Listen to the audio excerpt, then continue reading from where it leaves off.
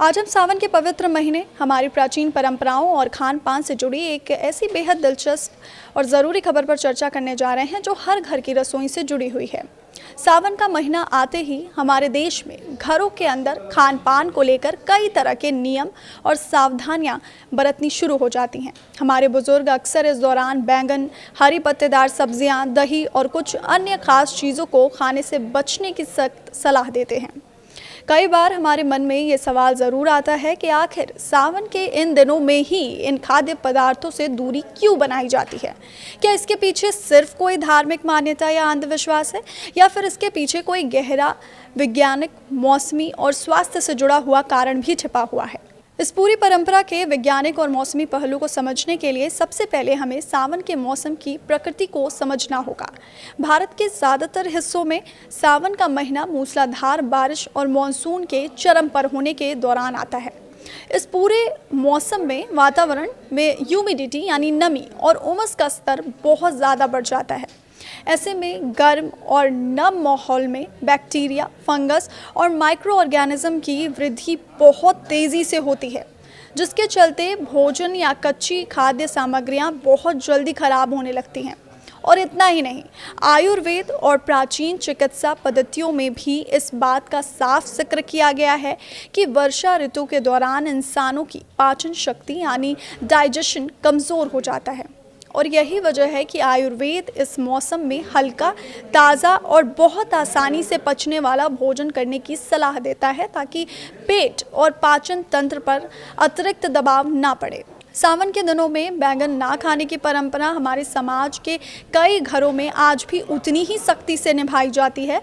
और इसके पीछे मुख्य कारण ये है कि बारिश के मौसम में बैंगन की फसल पर कीड़ों और अन्य कीटों का प्रकोप आम दिनों के मुकाबले बहुत ज़्यादा बढ़ जाता है।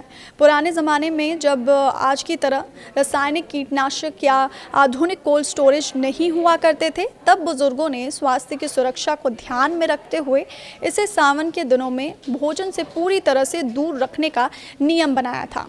हालांकि इसका ये मतलब बिल्कुल नहीं है कि सावन में बैंगन खाना अपने आप में किसी के लिए भी जहरीला या नुकसानदायक है। अगर बैंगन ताज़ा हो, उसे अच्छी तरह से साफ़ पानी में धोया जाए और पूरी तरह पकाकर खाया जाए तो वो खाद्य सुरक्षा के मानकों के अनुसार पूरी तरह से सुरक्षित हो सकता है। लेकिन पुरानी सावधानियों ने इसे एक परंपरा का रूप दिया है।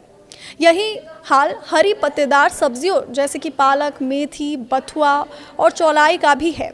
सावन के महीने में बारिश और ज़मीन पर फैली कीचड़ के चलते इन हरी पत्तियों पर मिट्टी, कीड़े और हानिकारक बैक्टीरिया के चिपकने की संभावना कई गुना बढ़ जाती है। अगर इन्हें बिना ठीक से साफ़ किए या अधपका खा लिया जाए तो पेट का संक्रमण, डायरिया और फूड पॉइजनिंग जैसी गंभीर बीमारियां आसानी से हो सकती हैं। इसलिए पुराने समय में ये नियम बनाया गया था कि मानसून के दिनों में पत्तेदार सब्जियों के सेवन से बचा जाए। इसके अलावा दही को लेकर भी हमारे समाज में अलग अलग तरह की पारिवारिक परंपराएं देखने को मिलती हैं। मानसून की उमस और तापमान में लगातार होने वाले उतार चढ़ाव के चलते दूध या फिर डेयरी जो प्रोडक्ट्स हैं उनको सही तापमान पर रखना एक बड़ी चुनौती बन जाता है। दही बहुत जल्दी खट्टा होता है और उसमें हानिकारक बैक्टीरिया पनप सकते हैं, इसलिए अगर उसे सही तरीके से ना रखा जाए तो वो सेहत के लिए खतरनाक हो सकता है। आयुर्वेदिक परंपराएं भी इस बारिश के मौसम में कफ दोष को संतुलित रखने के लिए दही से बचने की सलाह देती हैं।